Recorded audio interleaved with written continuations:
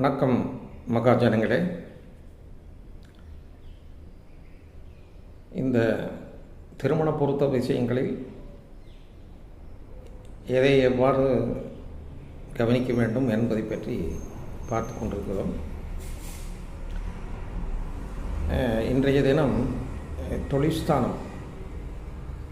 தொழில்ஸ்தானத்தை பற்றி பொருத்தங்கள் நன்றாக இருந்தாலும் ஒரு ஆணின் தொழில்ஸ்தானம் நன்றாக இருக்க வேண்டும். அப்பொழுதுதான் அந்த குடும்பத்தை சிறப்பாக நடத்த முடியும். பொருத்தம் பார்க்கும்போது ஆணுக்கு தொழில்ஸ்தானம் நன்றாக இருக்க வேண்டும். தொழில்ஸ்தானம் என்பது லக்கணத்திலிருந்து 10ஆம் இடம். அது ஜாதகருக்கு நட்புள்ளவரா அல்லது பகையானவரா அல்லது அந்த 10இல் நின்ற கிரகம் 10க்குடைய கிரகம் இவர்களெல்லாம் ஜாதகருக்கு லக்கணாதிபதிக்கு நட்பா அல்லது பகையா. அது குறிப்பாக அந்த கிரகங்கள் 10க்குடைய கிரகங்களும் 10இல் நின்ற கிரகங்களும் அவர்கள் நின்ற நட்சத்திரங்கள் யார் என்று பார்த்து அந்த நட்சத்திராதிபதி லக்கணாதிபதிக்கு நட்பா என்று பார்க்க வேண்டும். அப்பொழுதுதான் அது சரியாக வரும். அதற்கடுத்தது 4ஆம் இடம் என்பது சொத்துக்கள். அந்த சொத்துக்களின் மூலம் வரக்கூடிய வருமானம் என்பது 5ஆம் இடம்.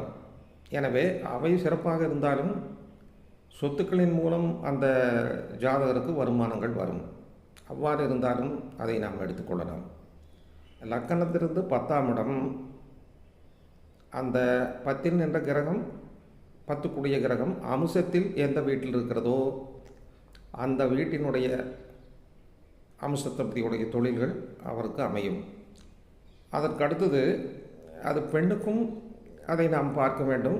பெண்ணுக்கு மிகவும் முக்கியமில்லை, இருந்தாலும் அது ஓரளவுக்கு வருகிறதா என்று பார்க்க வேண்டும். ஏனென்றால் ஒன்று நன்றாக சம்பாதிக்கக்கூடிய ஒரு ஆணுக்கு அந்த சம்பாத்தியத்தை அதிகப்படுத்தவில்லை என்றாலும் கணவர் சம்பாதிக்கின்ற சொத்தை அந்த பணத்தை தொலைக்காமல் இருக்க வேண்டும். கண்ட செலவுகள் பண்ணி அதை தொலைக்காமல் பாதுகாக்கக்கூடிய ஒரு பெண்ணாக இருந்தால் நல்லது. தொழில் என்பது ஆணுக்கு முக்கியம். அதில் சொத்துக்கள் இருந்து வரக்கூடிய வருமானம் முக்கியம். பெண்ணுக்கும் அதேபோல் சம்பாதிக்கக்கூடிய ஒரு தன்மை உடைய பெண் இருப்பது நல்லது. எனவே 10ஆம் இடம் என்பது இந்த தொழிலை வைத்து நாம் ஒரு ஆணுக்கு ஆணினுடைய ஒரு நல்ல அம்சம் என்னவென்றால் சம்பாதிப்பது தான். பொருத்தம் பார்க்கும்போது இதை கண்டிப்பாக கவனிக்க வேண்டும்.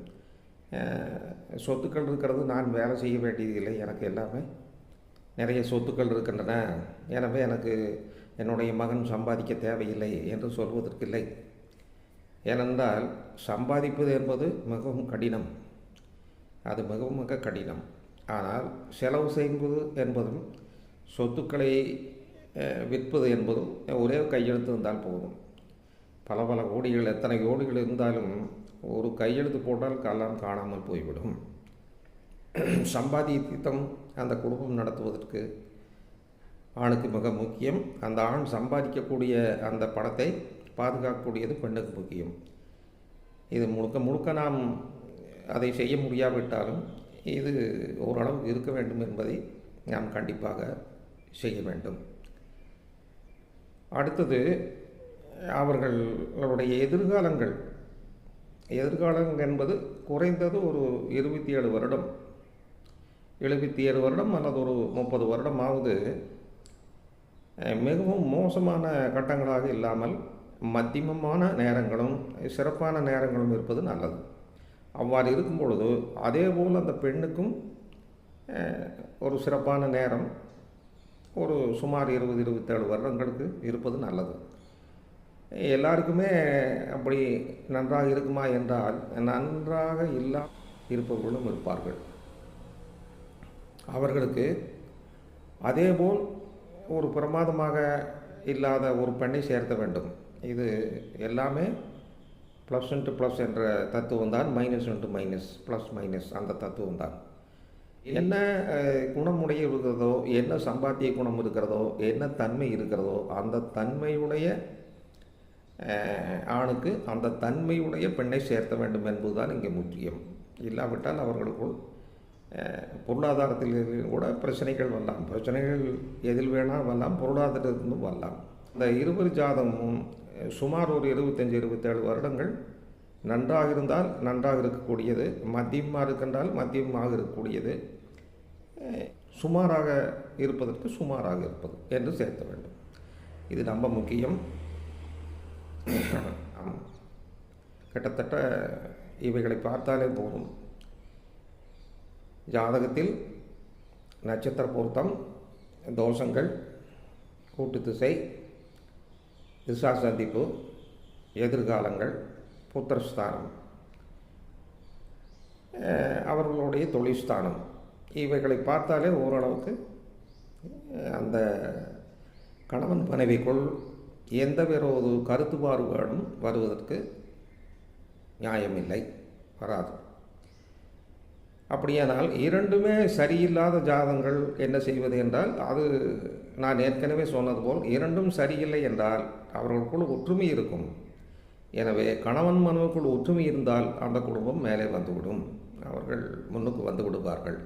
முறைகள், அவர்கள் செய்யக்கூடிய முறைகள் சமுதாயத்திற்கு முரண்பாடாக இருக்கலாம், ஆனால் அவர்கள் நன்றாக இருப்பார்கள் என்பதுதான் இங்கே முக்கியம்.